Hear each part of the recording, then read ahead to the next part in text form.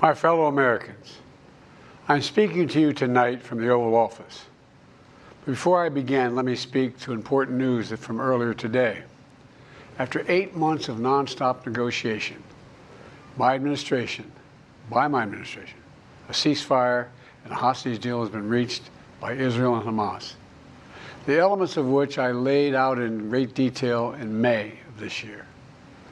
This plan was developed and negotiated by my team and will be largely implemented by the incoming administration. That's why I told my team to keep the incoming administration fully informed, because that's how it should be, working together as Americans. This will be my final address to you from the American people from the Oval Office, from this desk as president. And I've been thinking a lot about who we are and maybe more importantly, who we should be. Long ago in New York Harbor, an iron worker installed beam after beam, day after day. He was joined by steel workers, stonemasons, engineers. They built not just a single structure, but a beacon of freedom. The very idea of America was so big, we felt the entire world needed to see. The Statue of Liberty, a gift from France after our Civil War. Like the very idea of America, it was built not by one person, but by many people, from every background and from around the world. Like America, the Statue of Liberty is not standing still. Her foot literally steps forward atop a broken chain of human bondage. She's on the march, and she literally moves. She was built to sway back and forth to withstand the fury of stormy weather, to stand the test of time because storms are always coming. She sways a few inches, but she never falls into the current below. An engineering marvel. The Statue of Liberty is also an enduring symbol of the soul of our nation. A soul shaped by forces that bring us together and by forces that pull us apart. And yet through good times and tough times, we've withstood it all. A nation of pioneers and explorers, of dreamers and doers, of ancestors native to this land, of ancestors who came by force, a nation of immigrants who came to build a better life, a nation holding the torch of the most powerful idea ever in the history of the world, that all of us are created equal, that all of us deserve to be treated with dignity, justice, and fairness, that democracy must defend and be defined and be imposed, moved in every way possible. Our rights, our freedoms, our dreams. But we know the idea of America, our institution, our people, our values that uphold it are constantly being tested. Ongoing debates about power and the exercise of power, but whether we lead by the example of our power or the power of our example, whether we show the courage to stand up to the abuse of power or we yield to it. After 50 years at the center of all of this, I know that believing in the idea of America means respecting the institutions that govern a free society, the presidency, the Congress, the courts, a free and independent press, institutions that are rooted, they just might not reflect the timeless words, but they echo the words of the Declaration of Independence. We hold these truths to be self-evident. Rooted in the timeless words of the Constitution, we the people. Our system of separation of powers, checks and balances, it may not be perfect, but it's maintained our democracy for nearly 250 years, longer than any other nation in history that's ever tried such a bold experiment. In the past 4 years, our democracy has held strong. And every day I've kept my commitment to be president for all Americans through one of the toughest periods in our nation's history. I've had a great partner in Vice President Kamala Harris. It's been the honor of my life to see the resilience of essential workers getting us through a once-in-a-century pandemic, the heroism of service members and first responders keeping us safe, the determination of advocates standing up for our rights and our freedoms, instead of losing their jobs to an economic crisis that we inherited. Millions of Americans now have the dignity of work. Millions of entrepreneurs and companies creating new businesses and industries, hiring American workers, using American products. And together, we've launched a new era of American possibilities. One of the greatest modernizations of infrastructure in our entire history, from new roads, bridges, clean water, affordable high-speed internet for every American. We invented the semiconductor, smaller than the tip of my little finger, and now is bringing those chip factories and those jobs back to America where they belong, creating thousands of jobs. Finally, giving Medicare the power to negotiate lower prescription drug prices for millions of seniors. And finally, doing something to protect our children and our families by passing the most significant gun safety law in 30 years and bringing violent crime to a 50-year low, meeting our sacred obligation to over 1 million veterans so far who are exposed to toxic materials, and to their families, providing medical care and education benefits and more for their families. You know, it will take time to feel the full impact of all we've done together. But the seeds are planted, and they'll grow and they'll bloom for decades to come. At home, we've created nearly 17 million new jobs, more than any other single administration, a single term. More people have health care than ever before. And overseas, we've strengthened NATO. Ukraine is still free. And we pulled ahead of our competition with China, and so much more. I'm so proud of how much we've accomplished together for the American people. And I wish the incoming administration success, because I want America to succeed. That's why I've held my duty to ensure a peaceful and orderly transition of power, to ensure we lead by the power of our example. I have no doubt that America is in a position to continue to succeed. That's why my farewell address tonight, I want to warn the country of some things that give me great concern. And that's the dangerous concentration of power in the hands of a very few ultra-wealthy people. And the dangerous consequences if their abuse of power is left unchecked. Today, an oligarchy is taking shape in America of extreme wealth, power, and influence that literally threatens our entire democracy, our basic rights and freedoms, and a fair shot for everyone to get ahead. We see the consequences all across America, and we've seen it before, more than a century ago. But the American people stood up to the robber barons back then and busted the trusts. They didn't punish the wealthy. They just made the wealthy play by the rules everybody else had to. Workers want rights to earn their fair share.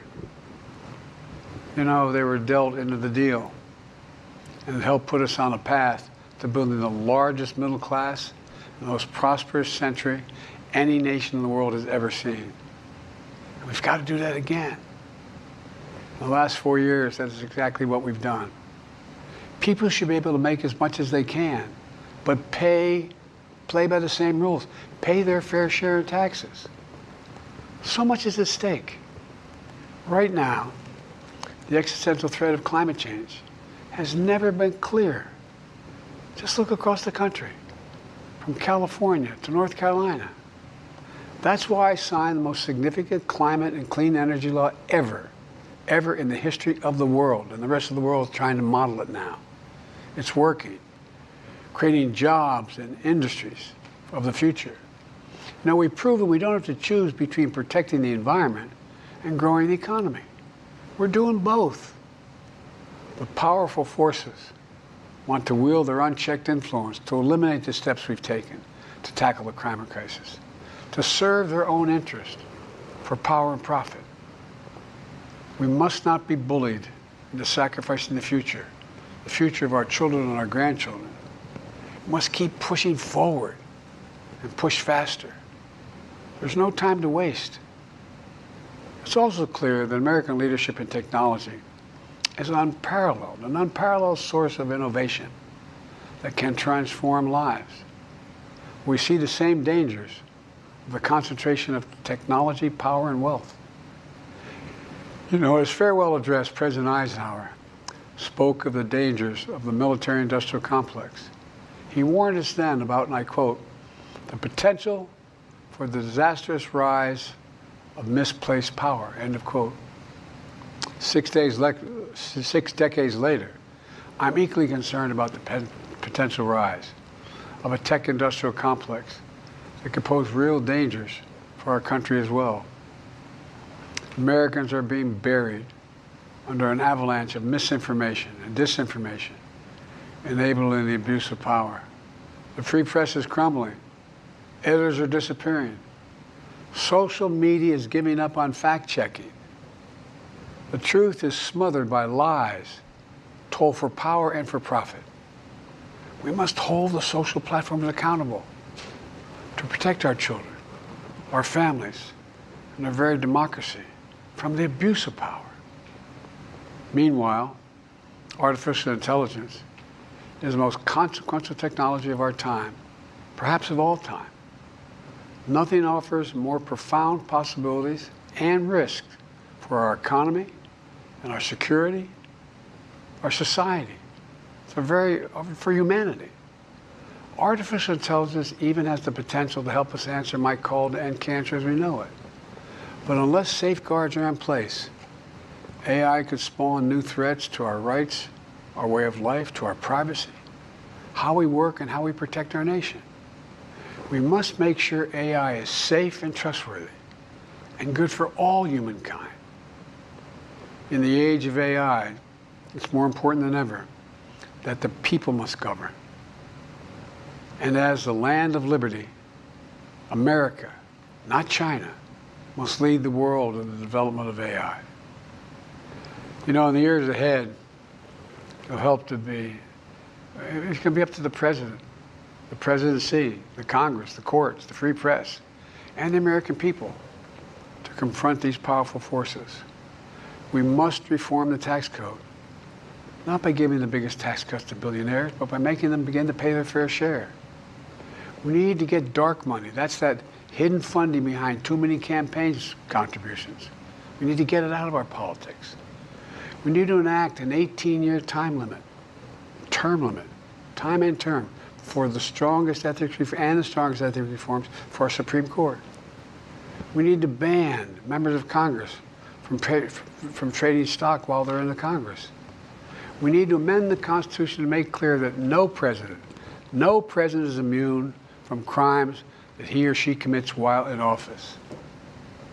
The president's power is not limited. It's not absolute, and it shouldn't be. And in a democracy, there's another danger to the concentration of power and wealth. It erodes a sense of unity and common purpose. It causes distrust and division. Participating in our democracy becomes exhausting and even disillusioning. And people don't feel like they have a fair shot.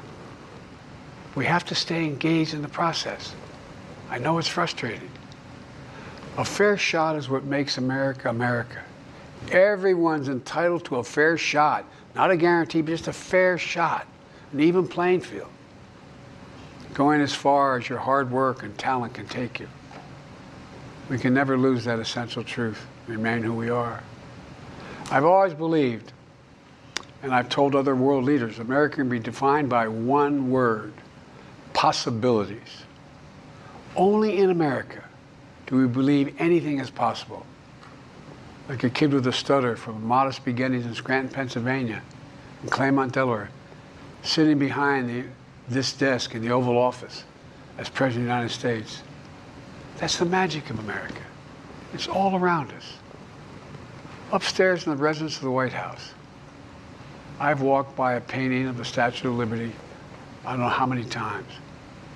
In the painting, there are several workers climbing on the outstretched arm of the statue that holds the torch. It reminds me every day I pass it of the story and soul of our nation and the power of the American people. There's a story of a veteran. This is a veteran, a son of an immigrant, whose job was to climb that torch and polish the amber panes so rays of light could reach out as far as possible. He was known as the keeper of the flame. He once said of the Statue of Liberty, quote, "speaks a silent universal language, one of hope that anyone who seeks and speaks freedom can understand." Yes, we sway back and forth to withstand the fury of the storm, to stand the test of time. A constant struggle, a short distance between peril and possibility. But what I believe is the America of our dreams is always closer than we think. And it's up to us to make our dreams come true. Let me close by stating my gratitude to so many people, to the members of my administration, as well as public service and first responders across the country and around the world. Thank you for stepping up to serve. To our service members and your families, it's been the highest honor of my life to lead you as Commander-in-Chief. And of course to Kamala and our incredible partner, the historic Vice President. She and Doug have become like family, and to me, family's everything. My deepest appreciation to our amazing First Lady who's with me in the Oval today, for our entire family. You're the love of my life and the lives of my love. My eternal thanks to you, the American people. After 50 years of public service, I give you my word. I still believe in the idea for which this nation stands. A nation where the strength of our institutions and the character of our people matter and must endure. Now it's your turn to stand guard. May you all be the keeper of the flame. May you keep the faith. I love America. You love it too. God bless you all. And may God protect our troops. Thank you for this great honor.